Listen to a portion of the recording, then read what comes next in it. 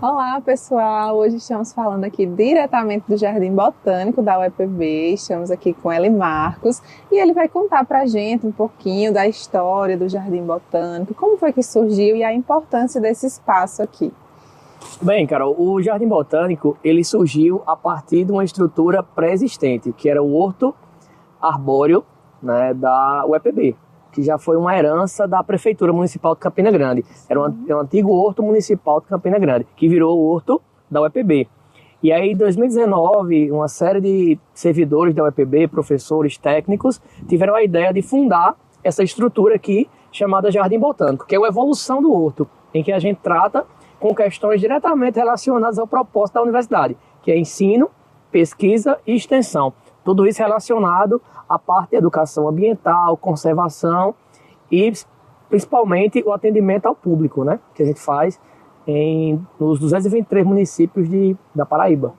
E Eli Marcos, você tem ideia assim, da quantidade de espécies que vocês têm aqui no jardim? Bem, nós estamos em constante evolução, mas aqui na parte de espécies florestais, arbóreas, a gente tem 91 espécies diferentes, contemplando todos os biomas do Brasil, né? E no total do Jardim Botânico, considerando todas as coleções, a gente tem cerca de 331 espécies catalogadas, porque algumas que são aqui naturais dessa região, que tem 10 hectares, a gente ainda não catalogou, mas a perspectiva é de ter mais de 500 espécies diferentes aqui. Porque nem todas estão aqui, como nós estamos vendo, ao ar livre, né? Algumas estão em elas seus locais escolhem aonde específicos. ficam, elas estão aqui nesse maciço verde, que vai desde a educação física da UEPB até a estrutura do órgão CITA, lá da UFCG. Então, essa aqui já existia antes do Horto, né? Então a gente está em processo de catalogação dessas espécies. Muito legal. Eu particularmente não conhecia, eu estou assim... Pronto. A ideia é isso, a gente, cada vez mais as pessoas conhecerem o Jardim Botânico e se apropriar dessa estrutura que é pública, né? Então aqui a gente tem essa semana, já visitaram 3 escolas. Então escola de ensino fundamental, médio, faculdades, a própria UEPB e seus diferentes cursos visitam aqui, sem contar estágios que são desenvolvidos, especializações, mestrados, doutorados, que já foram desenvolvidos no Jardim Botânico. Então aqui é uma estrutura que está à disposição da comunidade para ser utilizada, né? Entendi. E como é que a população ela tem acesso assim às mudas? Como é que funciona esse processo? Esse processo precede o Jardim Botânico, porque desde 2007 a gente tem um programa de extensão que é um dos mais antigos da UEPB, se chama Adote uma Árvore. Então esse programa foi das molas propulsoras do Jardim Botânico. Nesse programa, inicialmente, tinha o foco de distribuição de espécies para a comunidade, e até hoje é assim, só que evoluiu para outras vertentes, né? A gente tem dentro desse programa 10 projetos de extensão sendo desenvolvidos, todos ligados à parte de educação ambiental. Então, a gente, através desse programa, distribui 2 mudas de forma gratuita para a comunidade. Claro que é uma distribuição inclusiva, né? A gente orienta qual a árvore certa, onde plantar e como cuidar. Sim. Né? Porque em Campina Grande mesmo, grandes ruas daqui, grandes avenidas estão com árvores que já foram daqui, foram mudas, doadas daqui do Jardim Botânico, né? E além disso, se as pessoas quiserem mais espécies, a gente faz apenas um pedido simbólico de R$5, né? Que vai ser depositado na conta da universidade para o próprio sustento e manutenção, né, do Jardim Botânico. Mas aí esse programa já faz desde 2007 que ele está sendo implantado, né? Desenvolvido. Muito legal. Então convidamos aí a população, venham conhecer esse espaço aqui do Horto.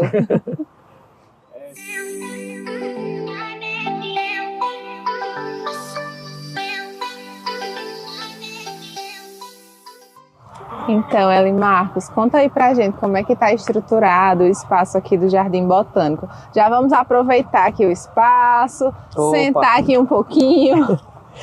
Então, Carol, é o seguinte, aqui o Jardim Botânico, ele está uma estrutura que a gente fala que está em metamorfose, em construção, porque nós herdamos, como já falei anteriormente, uma área bem rudimentar, que era do Horto, né? Então, a gente está aos poucos, né, de acordo com as possibilidades financeiras da própria universidade, a gente está expandindo e construindo espaços, né? Mas, de forma bem didática, o Jardim Botânico ele é formado por coleções. Então, a gente atualmente, nós temos 3 coleções principais. Nós temos a coleção de arbóreas, onde falamos ainda há pouco, sim, que tem cerca de 91 espécies de diferentes biomas, né? Que a gente tem espécies amazônicas, do cerrado, do pampa. Temos uma coleção de palmeiras que acabou de chegar o mês passado. Nós temos aqui nessa parte de trás do Jardim Botânico a coleção de plantas medicinais, em que a gente tem cerca de 38 espécies, a maioria do SUS, que já são reconhecidas pelo SUS, certo? E aqui a gente tem nossa terceira coleção, que é a coleção de cactáceas, né? Que temos diferentes espécies da xerófitas, né, do bioma Caatinga, em sua maioria cactos. Então, o Jardim Botânico é formado por isso, mas aí temos também outras estruturas consideradas anexas, como aqui atrás a gente tem um miocário, em que a gente faz compostagem dos resíduos de poda de toda a universidade, com minhocas, né, minhocas californianas, e obtemos um composto extremamente rico, que é o humus, em que a gente doa também para a comunidade esse humus para a utilização em plantas caseiras, certo? Além disso, a gente tem uma estação de tratamento de água aqui atrás, em que a água aqui de Campina Grande é uma água dura, né? Ela é rica em sais minerais, a gente faz o tratamento e obtém uma água totalmente doce, própria para a irrigação das nossas espécies, né? Além disso, a gente tem uma terceira estrutura, que é o nosso auditório, aqui atrás, em que a gente recebe as visitas, faz um acolhimento inicial. Temos um teatro Mambembe, que a gente teve uma apresentação ontem, né, aqui, e que a gente também faz essa parte de educação ambiental, né, tudo voltada. Aqui a palavra-chave, o cerne daqui é educação ambiental. Tudo que a gente faz é voltado para essa prática. Muito legal.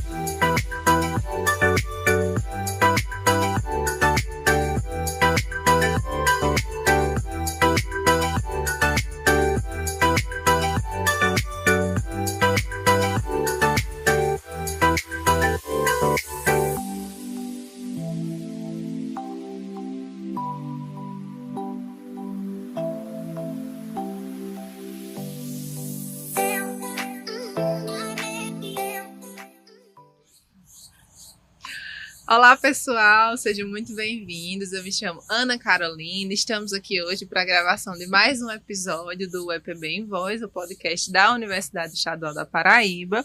E hoje nós estamos gravando aqui diretamente do Jardim Botânico da UEPB, um espaço destinado à preservação e o estudo do nosso bioma. Tá bom. E eu sou Arlindo, e hoje vamos falar sobre o resgate histórico e uso medicinal do cumaru, também conhecido como Amburana cearensis, árvore nativa da Caatinga que carrega grande valor cultural, medicinal e ambiental. Para essa conversa, nós estamos aqui com o Dr. Elimarcos Nunes Pereira, que é coordenador do projeto, e também uma estudante extensionista, Clara, que compartilha a sua experiência junto às comunidades de Pedra Lavrada e Oliveiros. Então, Dr. Elimarcos, conta aqui para os nossos ouvintes um pouco sobre a sua trajetória na UEPB e como surgiu esse interesse em desenvolver esse projeto voltado para o cumaru. Bem, começando pelo começo, né? Como a gente sempre diz, eu sou egresso da UEPB, fiz graduação em farmácia aqui na universidade, fiz mestrado também pela UEPB, e começou tudo aí na graduação.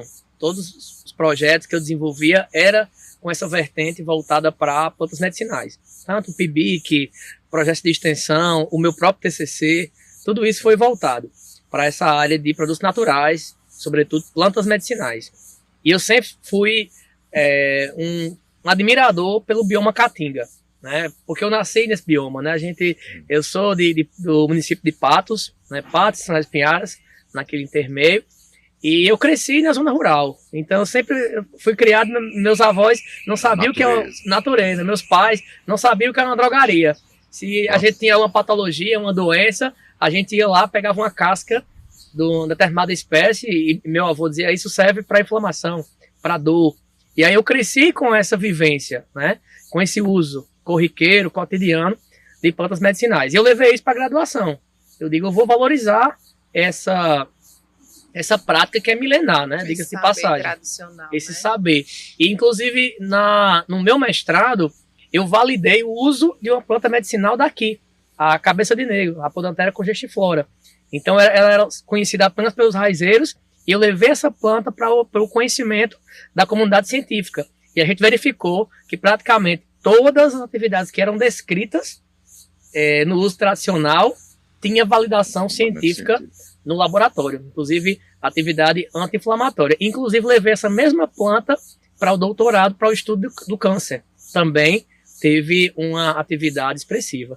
E o Jardim Botânico é uma extensão disso, né? A gente tem aqui um das nossas principais produtos para a comunidade, é o nosso horto de plantas medicinais. A comunidade que quer conhecer mais um pouco sobre plantas medicinais, vem aqui no nosso horto e conhece as espécies.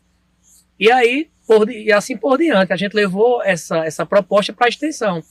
Levar isso através dos muros, pulando o muro da universidade e levando isso para as comunidades, para valorizar esse conhecimento que está sendo perdido.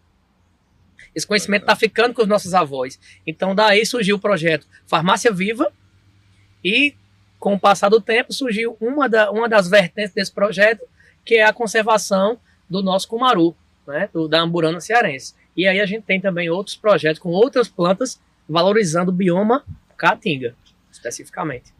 Maravilha, Marcos. Olha, eu vou te perguntar então como é que foi essa chegada do projeto, o impacto nas comunidades, como é que foi essa relação? Olha, essa relação ela foi construída com muito esmero, porque quando a gente chega na universidade, a gente aqui é acostumado a PDF, aquela linguagem científica, rebuscada, o jargão, né? A gente é habituado a isso, a tratar dentro do laboratório, dentro da sala de aula. Quando a gente leva esse conhecimento para a comunidade, a gente tem que adequar a linguagem para o que a comunidade está habituada. Né? Traduzir, né? Traduzir. A gente tem que fazer esse processo de tradução, literalmente. Mas esse projeto do cumaru, ele, na verdade, esse de extensão, ele surgiu de um projeto maior, que foi um projeto que a gente aprovou junto ao Kew Garden, em Londres. Né? A gente aprovou um projeto maior para a conservação dessa espécie, porque ela é uma espécie ameaçada de extinção. Além de ser medicinal, ela também é ameaçada de extinção. Então, numa das perspectivas desse projeto maior, que a gente passou 4 anos desenvolvendo, a gente levou aos pesquisadores lá de Londres essa perspectiva extensionista. E é algo que o pessoal lá de fora não conhece o que é extensão. Exato. Eu tive que passar quase 3 reuniões explicando para eles o que é extensão. Eles não conhecem. Então, a gente mostrou que isso é uma perspectiva de continuidade do projeto depois desses 3 anos estipulados, porque a extensão é multiplicadora. Né? A extensão ela vai se enraizando. Então, quando a gente chegou na comunidade, a gente mostrou primeiramente a importância da planta, a importância para a comunidade, porque eu costumo sempre mencionar, professor Arlindo, uma música de Caetano Veloso. Quando a gente gosta, é claro, que a gente cuida. Então, por isso que a gente, quando vai levar esses projetos, a gente sensibiliza primeiro a comunidade, porque quando eles sabem que aquilo tem um valor para eles, seja um valor econômico, medicinal, ambiental, que o cumaru também, ele consegue, de certa forma, renovar os solos. Os solos que estão em desertificação, quando o cumaru é estabelecido, é implantado, essa planta, ela consegue melhorar o solo, consegue melhorar a água, recuperar lençóis freáticos. Então a gente mostra toda essa importância e aí a cerejinha do bolo é a parte medicinal, em que a gente mostra como é que faz um xarope do cumaru. Eles não precisarem comprar um xarope de R$50, eles usam a casca e com 1 quilo de açúcar eles conseguem produzir xarope para a família inteira. Então, através dessa sensibilização é que esse projeto é um sucesso. Já tem outros municípios querendo que a gente implante lá, mas vamos devagarzinho que a gente chega lá, né? E Eli Marcos, quais são as atividades que vocês já realizaram? Por exemplo, vocês fazem roda de conversa, algo do tipo com a população, né, com a participação da comunidade? Então, a gente está no 2º ano de projeto.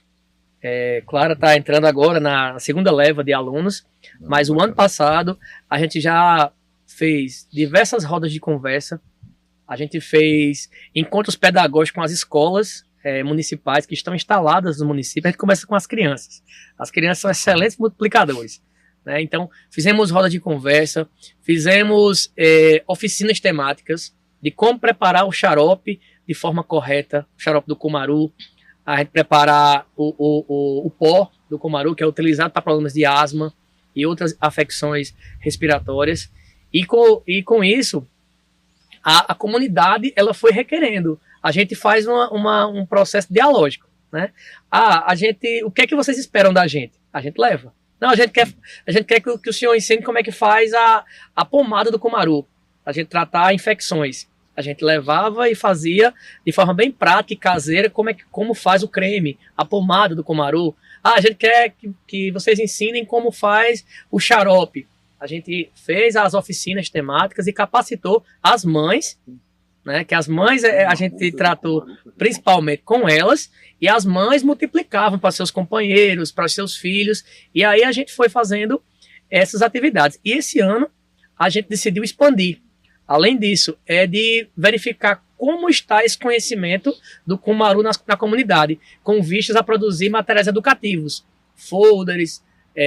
A gente está concluindo agora um material em poesia para ser utilizado na educação infantil, lá esse material ser deixado nas escolas, para justamente esse conhecimento não se perder entre o idoso, entre o avô e a criança. Então, a gente está agora nessa parte mais educativa. No começo era sensibilizadora. E na segunda fase do projeto, educativa, né, e difusora, né, digamos assim. Bacana. Cordel? Cordel. É porque enraizado mesmo. Lá já está enraizado. Não precisa inventar, né? Já gosta. A gente tem o cordel, inclusive, aqui. Depois a gente pode passar para vocês o nosso cordel. Poxa, por favor. Que já está... Vamos falar sobre o cumaru. Primeiro, uma curiosidade, eu vi que o nome científico dele, Amburana cearensis, quer dizer que é uma árvore cearense.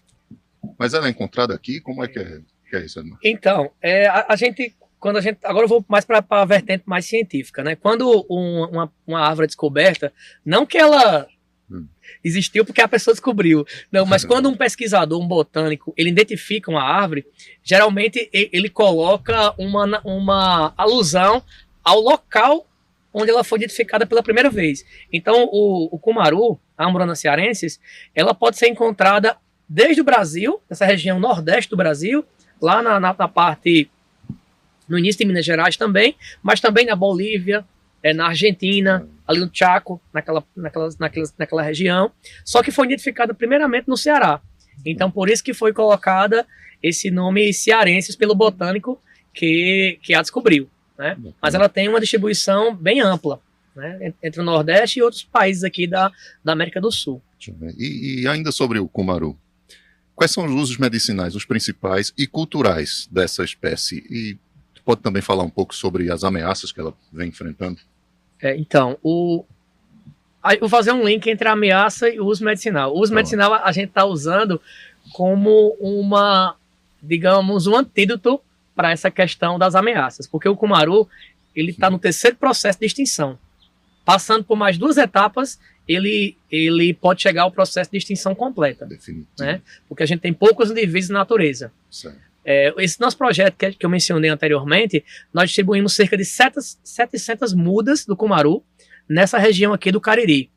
Pé Lavrada, Cubati, Oliveiros, porque essas mudas a gente quer que daqui a alguns anos elas venham a ser árvores e que disseminem a espécie, né?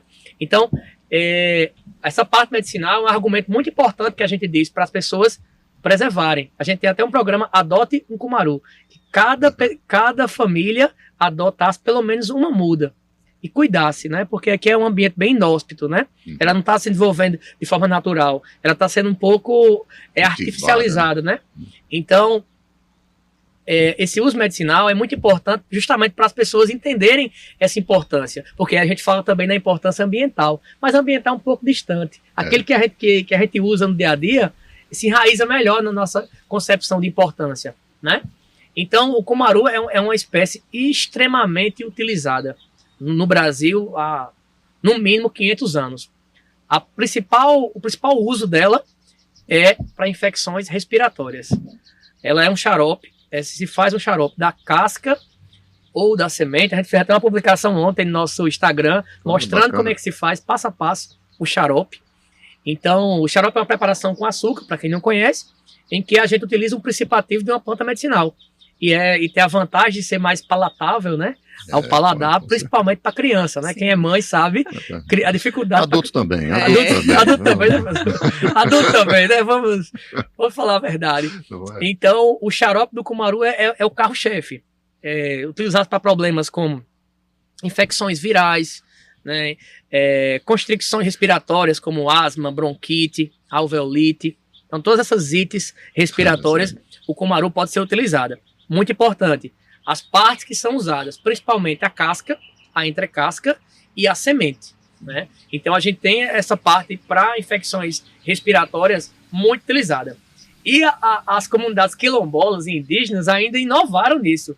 Fizeram um pó que é adicionado ao tabaco e é aspirado. Então eles conseguem uma broncodilatação bem maior.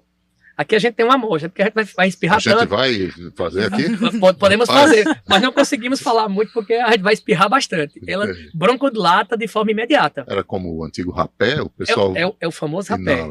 É o famoso rapé do cumaru. Então fizeram o rapé do cumaru. Eles pegam a semente, torra, isso é toda uma mística. As mães começam lá, colocam um tacho, colocam as sementes, a gente pode mostrar ali daqui a pouco. Que bacana. Coloca as sementes, torra, aí outras mulheres já vão pisar, né, para fazer esse pó. Aí adiciona o tabaco e eles ficam utilizando sempre quando tem alguma sinusite e esses problemas respiratórios com esse pó.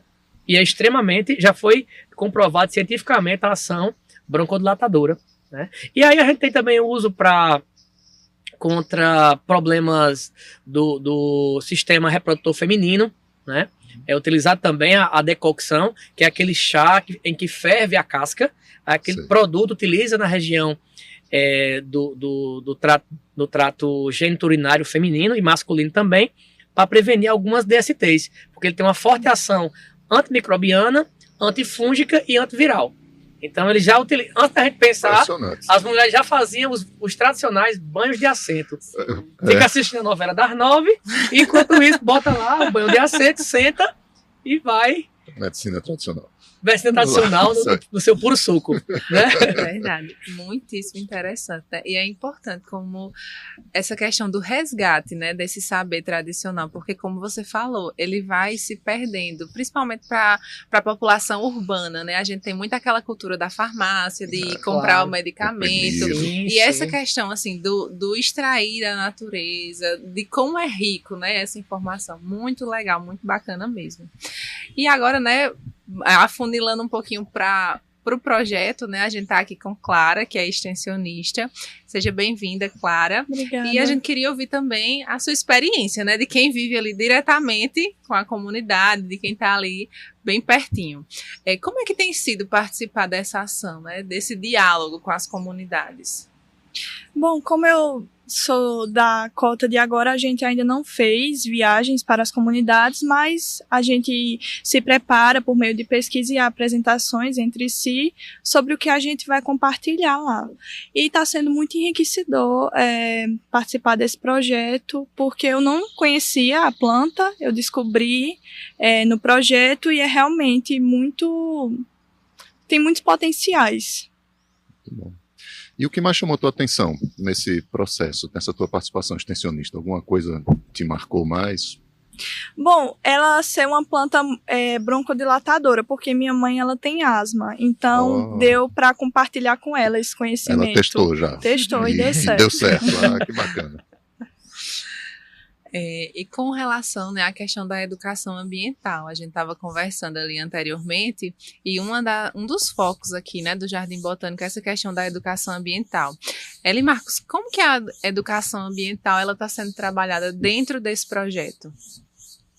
Então, é como a gente fala que a educação ambiental dentro desse contexto do Jardim Botânico é o cerne de tudo, porque essa frase que eu falei agora ela é importante, porque a preservação, a conservação, se for feita somente pelas universidades, os institutos de pesquisa, sem a participação da comunidade, ela não é efetiva. Isso aí já é algo, até os próprios ODS falam nisso, né? A participação ativa da sociedade, né? Nesse processo. Então, esse projeto, eu costumo dizer que a gente leva 2% e traz 98% quando a gente vem para cá. Porque, nessa perspectiva dialógica, a gente verifica muito o conhecimento que a comunidade já tem. A gente não leva nada de novo para eles. A gente tenta propor e buscar mecanismos de perpetuação disso. Porque os idosos, as pessoas mais idosas, alguns quilombolas, alguns descendentes indígenas, eles já têm esse conhecimento muito enraizado. O grande problema é a transferência para as novas gerações. A geração Z está perdendo esse conhecimento tradicional. No né? Instagram, no celular. Pois é, então por isso que a gente tem um Instagram. Se não podemos vencer, juntemos-nos a eles. Então a gente tenta através do Instagram, do Facebook, do WhatsApp, a gente faz essa disseminação desse conhecimento, né, nessa proposta de educação ambiental, porque o próprio propósito desse projeto, como eu falei, que foi aprovado lá em Londres, foi um projeto financiado, né, pela Fundação Franklin, né, que é da Bélgica. Eles queriam não só que a gente plantasse, porque só plantar as musas é muito fácil. Você pega a semente, não é tão fácil assim não, mas é fácil. A gente pega a semente, dissemina e depois distribui. Mas e aí? E posteriormente? A gente tem que garantir que esses mecanismos principalmente de preservação e de conservação fique na comunidade e se perpetue de pai para filho e através das gerações. E a educação ambiental ela é fundamental nisso. Por isso que a gente criou uma rede social, já faz 2 anos que a gente tem essa rede social, disseminando conhecimento, o que é Cumaru, qual a sua importância, como podemos fazer preparações medicinais do Cumaru. Então, a educação ambiental é a nossa principal ferramenta, né, desse projeto. E agora vamos publicar um artigo justamente com esse conhecimento aqui das comunidades do Cariri, desses municípios que a gente pesquisou através de Cumaru. Como está esse conhecimento? Porque o conhecimento também ele fica em extinção. O conhecimento tradicional ele está em risco de extinção. Né? Então a gente tem que garantir através disso. Então a gente usa tudo, inclusive o cordel, que já é algo que aqui já é conhecimento tradicional também. É puro, né? É o puro suco de conhecimento tradicional. Então a gente leva essa proposta em todos os nossos projetos de extensão. Considerando o Adota uma Árvore, que é nosso programa, né? Que é o guarda-chuva, todos os projetos que a gente desenvolve dentro do Adota uma Árvore, e esse projeto está incluído no Adota uma Árvore, que é um dos programas mais antigos de extensão da UEPB, todos eles têm uma pitadinha de educação ambiental. Muito bom. Né? Só ampliando um pouco essa fala já, né? Como tu enxerga assim, o papel da UEPB, a instituição, nessas ações de preservação, tanto no teu projeto de extensão, né, no trabalho que tu vem fazendo, como em geral para o estado da Paraíba? A UEPB, primeiro que se a gente for considerar o tripé ensino, pesquisa e extensão, a extensão ela ocupa um papel de grande relevância, sobretudo para mostrar à população que a universidade não é uma redoma. Perfeito, né? Esse elo de contato entre aquele buraquinho na porta em que a UEPB olha para fora, né, da comunidade. Então, trazer a população para dentro da UEPB, né, as patentes que a gente está criando, né, os projetos que a gente está desenvolvendo, que são sobremaneira para impactar a comunidade. Então, a extensão ele tem esse papel. E a UEPB é uma das instituições a nível de Brasil que mais se destaca nisso, em que a extensão, vou falar da perspectiva estudantil, a bolsa já foi equiparada à pesquisa, que era algo impensável. Está em processo, né? Mas a gente já teve um momento que já houve essa equiparação em um momento, em que a extensão caminha junto da pesquisa. Eu estou participando de uma iniciativa muito pioneira pioneira, na verdade, no Brasil, que é um projeto de extensão desenvolvido num programa de pós-graduação, em que a dissertação de mestrado, uma parcela dela tem que ser na extensão. Bacana. Então, aquele produto de pesquisa que poderia ser engavetado, não vai ser. Ele vai ser levado para uma comunidade, que é como que se traduz como se fosse uma devolutiva. É o ProXPG? Isso, exatamente. A gente está com algumas comunidades da... O governo federal parece que acordou. Estão saindo os primeiros editais assim, nacionais para extensão, estão saindo agora. Eu sou aluna do mestrado e estou no ProSPG também. Olha aí, tá vendo? Já estamos conversando. A UEPB é pioneira. Navegando em mares ainda nunca antes navegados. Nunca antes navegados. E... ainda nessa perspectiva, né, Elimarcos, quais os resultados que vocês já alcançaram, né, e quais os próximos passos que vocês pretendem dar? Gente, esse projeto Cumaru, ele deveria se encerrar em 3 anos, mas a gente não se conformou com isso, porque eu acho que o encerramento ele só deve acontecer quando obtiver a meta final, né? Então a gente ainda está nesse processo de buscar ainda os objetivos principais, que é a conservação. O Cumaru ainda está na lista de extinção. O projeto foi bonito, foi maravilhoso, conseguimos vários produtos, mas o Cumaru ainda continua nessa lista lá, que chama a Red List, né, a lista vermelha de espécies da flora e da fauna que estão em extinção. Então, a UEPB, com esse projeto, ela entrou como uma das instituições que contribuíram para a renovação das informações sobre espécies ameaçadas de extinção. Que essa lista ela é encabeçada pela Inglaterra, a França, a Bélgica e os Estados Unidos. E o Brasil não era... A UFRJ, lá no Rio de Janeiro, que era uma das únicas instituições que contribuíam para isso. E a UEPB entrou nessa contribuição através do Cumaru. Então a gente pensou, já que o Cumaru entrou em extinção, nem as outras espécies da caatinga não estão nessa lista.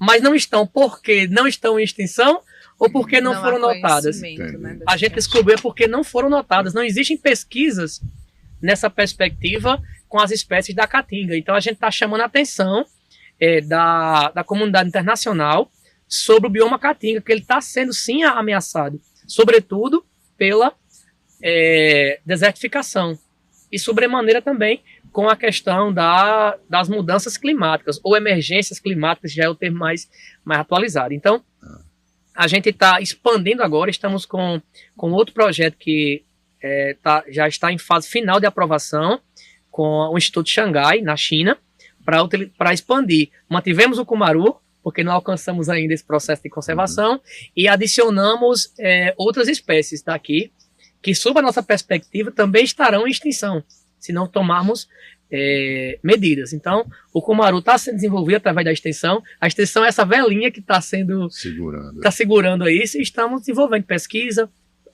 aliada à extensão, né, e publicando sobre isso, para a gente conseguir alcançar, quem sabe daqui a 5, 10 anos, tirar o Cumaru dessa lista tão ruim. Gente. Não é uma lista nobre, viu? Não, é uma lista horrível. Red list. É um obituário, na verdade, né? Pois é. Ô, Elimarcos, uma última pergunta assim, sobre o futuro. E tu estás esperançoso? Temos motivos para acreditar? Como é que tu enxerga a questão ambiental, a questão da preservação e esse trabalho que vem sendo feito? Uma perspectiva aí, quais os horizontes?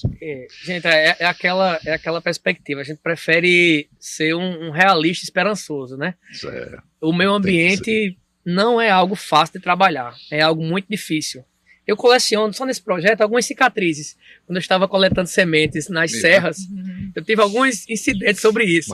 Então, a gente que trabalha com a parte ambiental, os meninos as meninas também, vão conhecer de perto os desafios, né, que a gente tem para propor esses projetos de conservação. Porque a gente não tem, sobretudo, financiamento adequado para desenvolver o projeto da melhor forma possível, mas a questão ambiental ela está sendo vista não pela perspectiva pedagógica, mas pelos reflexos na atualidade. Né? A gente está vendo as crises, né? a crise climática, né? A emergência global pelo clima. Então, as perspectivas de conservação, elas estão sendo mais valorizadas pelos órgãos de fomento. Então, a gente, que eu falo enquanto EPB, né, que a gente faz parte desse grande corpo que é a universidade, a gente necessita desenvolver esses projetos. E o Jardim Botânico é uma ferramenta essencial para isso. A gente faz parte de uma rede de cerca de 800 jardins botânicos no mundo. Então a gente conversa com a China, conversa com os Estados Unidos, conversa com a França, com a Inglaterra, que já tivemos 2 projetos aprovados. Então o Brasil só basta querer. Eles têm o financiamento lá, eles têm dinheiro, eles precisam disso, e a gente tem os biomas que eles não têm. A natureza. Então, eu acredito que essa iniciativa das universidades, ela é muito profícua e ela é a única ferramenta para se lutar contra essas emergências climáticas. Né? E a gente está fazendo nosso papel luz no fim do túnel aqui. Nós fazemos o papel do beija-flor, levamos a gotinha, né, e multiplicamos isso também, né? Muito bacana, Marcos. Então, né, já caminhando aqui para o final dessa nossa conversa, Marcos, Clara, muito obrigada pela participação, né, pela presença de vocês e pela partilha, né, desse conhecimento que é tão importante. Isso foi maravilhoso. Obrigado, viu, Clara? Obrigado, Marcos. É isso. E esse foi mais um episódio do UEPB em Voz, direto do Jardim Botânico da UEPB, valorizando ciência, extensão e cultura do nosso semiárido. E, como é já de praxe, agradecemos também aos nossos parceiros, a Oshi Music, Cadercil, Metal Zone Instrumentos e Galim Galeto. É isso aí, pessoal. E não esqueçam de nos seguir lá nas redes sociais, acompanhem o nosso canal do YouTube, o nosso Instagram, e aí vão ficar por dentro de todas as novidades. Tchauzinho. E não vai terminar em pizza, vai terminar em chá. Eu quero conhecer o Cumaru, a planta. Sim. Até breve. Cheiro.